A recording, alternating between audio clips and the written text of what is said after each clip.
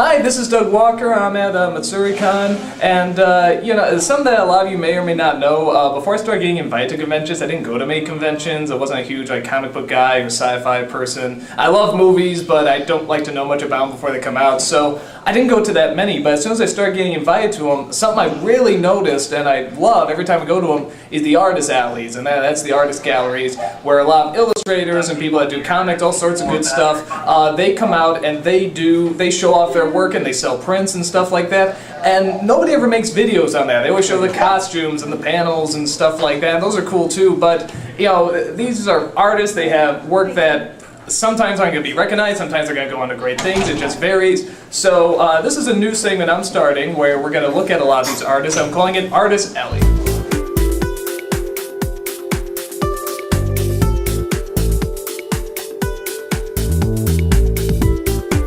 Alright, I'm here with BJ Johnson. He is a writer of this comic book here called Scrap. Tell us what it's mainly about. It's basically about a world that revolves around junk that is randomly dropped in a certain area of the planet. The main character is named Ilya. She survives by scavenging. She comes across a creature. It's a parasite. A battle ensues. She gets a little bit of an advantage on it and injures it enough where it becomes a symbiotic creature to her. And the story from there focuses on her relationship with the creature, meaning her adjusting to having it. How'd you come up with the idea? It looks like these things are sort of coming out of her back, and do they eat things? Do they grab things? This is a parasitic creature that feeds off of energy. And that energy can be a car battery, or it can be a human being. She was unlucky enough to run across one attacking a boy and tried to help the boy, and it ended up attacking her. And it uses her as a battery, so it has to keep her alive in order to sustain itself. I always liked the idea of a character that had wings that could not fly. So when we designed this symbiotic creature, I said, let's make it look like wings a little bit. As it evolves and as they merge, it changes shape. Tell me about the Cliffhanger comic. I made a lot of friends at the conventions, and I met a few writers and a few artists that I wanted to work with. Cliffhangers was my excuse to do so, and we came up with the idea of having cliffhanger stories similar to the old serials. 3 stories in each book, all written by 3 different writers, drawn by 3 different artists, and we even have guest inkers and letterers in some of the stories.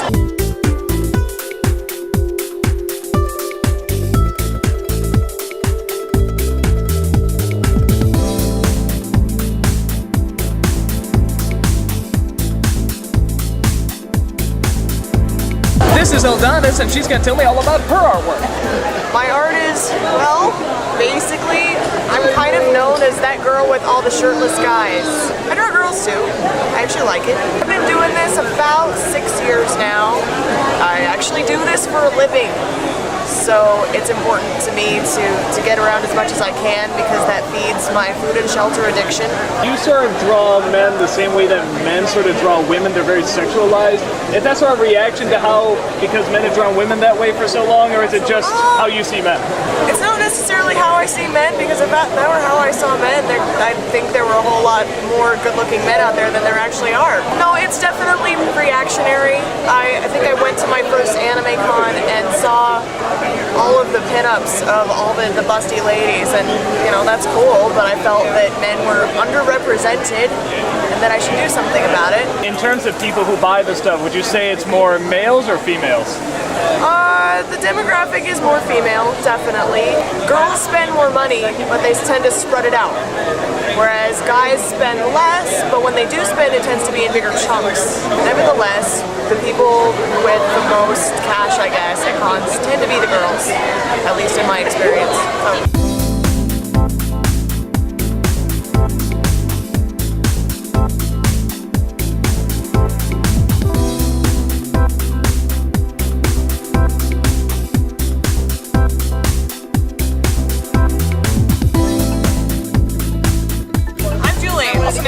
Russia.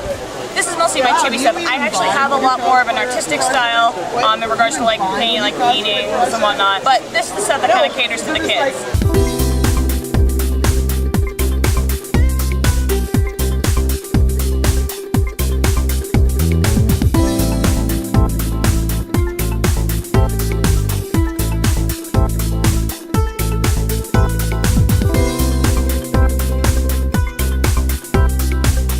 Michael Poe, and he has this awesome comic that he's going to tell us about right now. This is my first one. It's called Exploitation Now.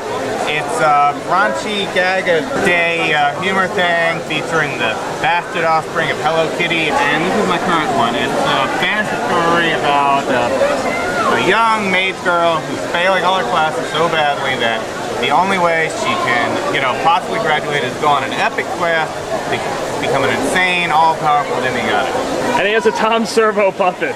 Yes, a Decepticon Tom Servo puppet.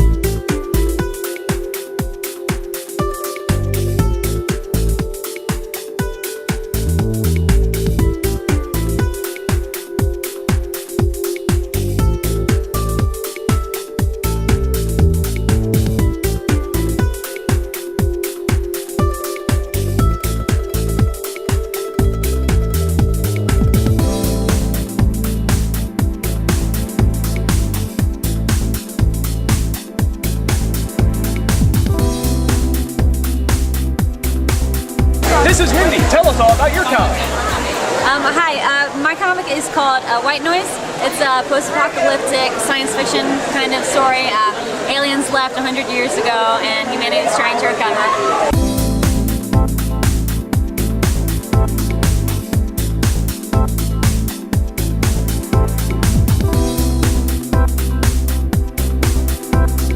This is Alex and Joe, and they have a webcomic, and they're going to tell us all about it. This is all about Muni from Bushido. It's an action-adventure webcomic that takes place in feudal Japan. Basically a hapless samurai warrior dealing with a war throughout the entire country.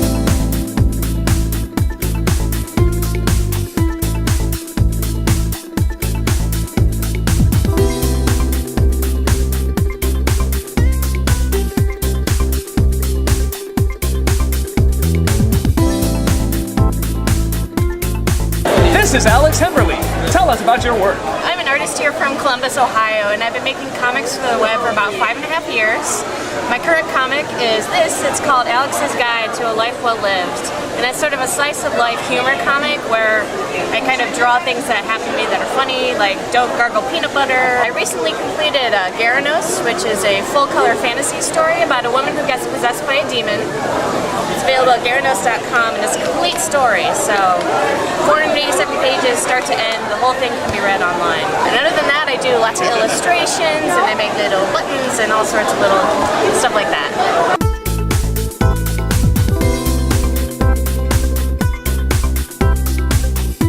Just a caricature of what was that, a minute? Less than. Yeah, a little less than a minute. Clearly it looks like it took hours, but I'm impressed.